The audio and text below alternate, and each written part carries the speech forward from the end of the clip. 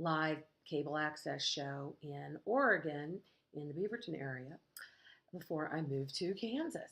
I'm just going to go over what I believe to be a systemic corruption in the election system, nominating globalist, power brokers, political scene, which is just upended by the election of the wonderful Donald Trump. But I had seen this happening. This was one of the reasons I was a big fan of Donald Trump from the get-go. It's because people were like, why would you be for him? I said, well, because he's the only one who cannot be blackmailed or coerced because he's got too much money. And he doesn't have anything in his background that they can blackmail him with because he's been in the public eye for all this time and he knows all their secrets. Okay, so I'm going to tell you about how I first got into politics in the year 2000 when George Bush was running. And at a cocktail party, I was thinking it would be fun to run for a political office. I'd always kind of thought about it. I was a member of Screen Actors Guild, done commercials down in LA, and I'd been on a local TV show around town in the Portland area on the CBS affiliate, and done various other public access shows, did a comedy show, The Joe Show, which was a lot of fun when I was in LA. So I thought, well, I've always been politically interested, and I thought that'd be fun. So I went down and interviewed with the head of the caucus at the state capitol in Oregon in Salem, and they seemed interested. So they immediately said, well, we need to do a background check on you so that everybody's got something, right? So that we know what it is so that we can manage the release of that information, whatever it may be. And I said, okay, sure, fine, do the background check. And they asked Bob Packwood's wife to help me, assist me in my preparing for my campaign for state legislature, because there was nobody running as a Republican in the state for the state open seat in the state legislature in my district. So they were sending me to how to run a campaign workshop, and they were doing all this stuff while they were doing the background check. Well, guess what? As soon as the background check came back clean, they dropped me like a hot potato.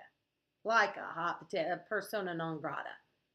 No more help, no more anything. They could just as well hope that I lost. And I thought, that is weird. I didn't realize how dirty a business it was until I started getting more involved in it. In any case, that was in 2000. In 2008, I told them if they didn't have a candidate to run against the same guy, he was an ex-news reporter at the ABC affiliate.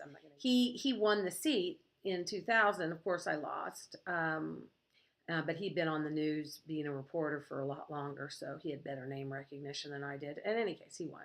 And that was also the very first year they had all vote what I refer to as mail fraud in Oregon. It was the first major election, 2000, in which John Kitzhaber's evil plan to entice everyone into all vote by mail fraud, which means there are no polling places. Even if you want to go vote in person and protect your vote, you couldn't do it. The best you could do is maybe go down to your county elections and ask and fill out your ballot there and turn it in directly right there. But they couldn't really fix it very well as they wanted to. So it took them like a week or two or something to make sure that Al Gore won. So when you saw that map and Florida was up in the air for all that time, Oregon was actually up in the air too. But over the years since 2000, they fine-tuned it. Now they've got it running like gangbusters. And if you live in downtown, in the city of Portland, you don't have a part of your district seeping into some of the outlying counties like Yamhill County, you cannot win a state legislature or state senate, any of the races. All of them go to Democrats, every last one of them, which seems to me a little bit odd, depending on the campaign, how much money is spent. Chris Dudley, 7 foot tall, very nice gentleman, went to Yale, was a member of the Portland Trailblazers, which is the only professional team that they had at the time in Oregon.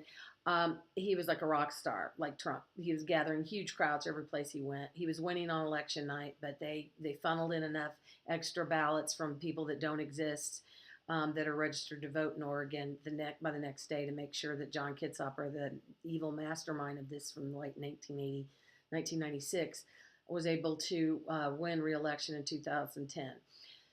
But in any case, I always felt like an outlier.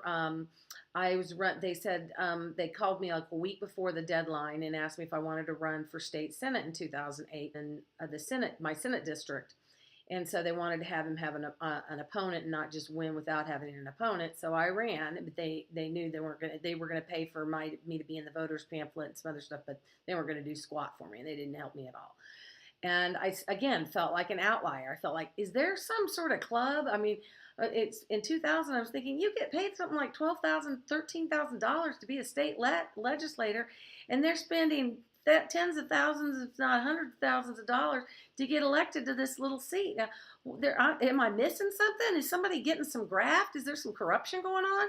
And then the same thing happened in 2008. So 2010, my friend that I'd met during the campaigns, who's a rock solid Christian conservative, Delia Lopez, said she was going to run against arguably one of the most corrupt congressmen in the safest seat in D.C. from Oregon, a guy by the name of Earl Blumenauer, who spearheaded the movement to get everybody to be able to vote by the age of 18. And then he has never, ever, he went to law school, never, ever, to my knowledge, even passed the bar in Oregon, and has been in elected office his entire life. And I think he's in his 60s, maybe he's almost in his 70s. In any case, so she was going to run. I said, okay, I suspected that there was election fraud with this all vote by mail. And I said, okay, I knew that she was going to lose. And I said, I will do everything in my power to help you win your campaign, marketing, we'll do fundraisers, radio ads, do whatever we can afford to do. But you have to, I don't care how badly you lose, you have to promise me that you will ask for at least a partial recount of the downtown Portland, Oregon county, which is Multnomah County.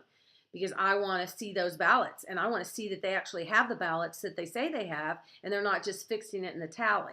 So, i.e., they're just assuming nobody will ever check and actually look to make sure that they have ballots that go with the total that they're saying on election night. Because they're reporting the results like minutes after 8 o'clock on election night. They just immediately have the results and they declare the Democrats winners. So we went through that whole thing, and the news media completely lied about it. See, as you could well imagine, Delia was extremely popular with the Hispanics. She's Anglo like I am, but she has married to a man of Mexican descent, and so she was very popular. But they didn't want this safe seat Earl Blumenauer to alienate the Hispanics in his district, which was a large segment of his district. So they fixed the reporting of the news on election night, and I did a little show on this, and I'm going to show you a little bit of that. Here it is. Delia Lopez gets 24.57%. Earl Blumenauer gets 70% of the vote. Jeff Lawrence only got 3% of the vote. But find this fascinating. The news media refused to put Delia Lopez's name up on the screen on election night to let people know that she was the Republican candidate for Congress against Earl Blumenauer. This is what K2, you can still go to this website. K2, the ABC affiliate here in Portland, Oregon, still has her on the website, is only having 12%. Now, you just saw the Secretary of State's website where she has 24-something%. And this shows you that they were misreporting it all night long. They refused to put her name up there. I have my suspicions. I don't know. Maybe they didn't want to let the Hispanic population, which was supporting Delia Lopez, with a great deal of enthusiasm. Guy never got above single digits. And there's a large portion of the 3rd Congressional District on the east side of Portland that could have and probably did vote for her. So essentially, they replaced her. She got about 20% of the vote. This Lawrence guy, Anglo name, not Hispanic name, not a Mexican name like Lopez, They put her percentage of the vote on every one of the major television stations that night on election night. They never ever put the name Lopez up there. Meanwhile, we were doing overpass sign waves. We were on the radio. We advertised on Hispanic radio. We advertised all over the place on that. Bottom line is, she was an honest candidate. They had no interest in having her win. As a matter of fact, they went so far as I went over to the neighboring congressional district's Republican call center to make phone calls for my candidate, Delia Lopez, in their neighboring district. And they kicked the gal from the that was running it called up the RNC in D.C. and tattled on me and kicked me out of their call center because I was not making phone calls for their designated candidate that they'd raised money to do the call center for. Then Chris Christie comes into town and Haley Barbour comes into town to make a speech for Chris Dudley, who the one I was telling you about was running for governor at the time. And they refused to even mention that she was in the room, that she was running for Congress, and it was in her district that they had the event. Again, persona non grata. I felt like, is there a clique or some group that I club that I'm being excluded from, that I'm not allowed to be in? Yeah, there is, definitely. There is no point. Then later I managed a campaign, and I'll go into that in another video too, for a brilliant man, undergraduate from Harvard in physics. He was a Phillips Exeter debate champion. Then he was on the debate team at Harvard while he was getting his degree in physics. Then he decides to go to Yale, and just to make sure he wasn't bored, he earned both his law degree and his MBA at the same time from Yale. The guy's off the chart smart. But guess what? He also is honest and doesn't have anything that they can blackmail him with. So he, a smart, unblackmailable, I don't know if there's going to be a better word for that than that, somebody that you can't coerce or bribe or coerce into doing your bidding. There is that's the scariest kind of candidate these globalists, these people that have been running, these power brokers have been running this for all this time in D.C. Can have. There's no point to a candidate. Absolutely. It goes against the very definition of a politician to have a politician that you can't blackmail or bribe. They must be morally deficient in some way, shape, fashion, and or form. And then you have Donald Trump. God is so great. God is so great, so brilliant. The only way you can bypass this corrupt system is to have somebody who's so wealthy and has been in the spotlight for so long and has watched his P's and Q's for all that time, and also doesn't drink, doesn't smoke. I don't even think he does caffeine, doesn't do coffee or tea. So when you have somebody like that, that is their worst nightmare, and he just took over as the president of these United States of America.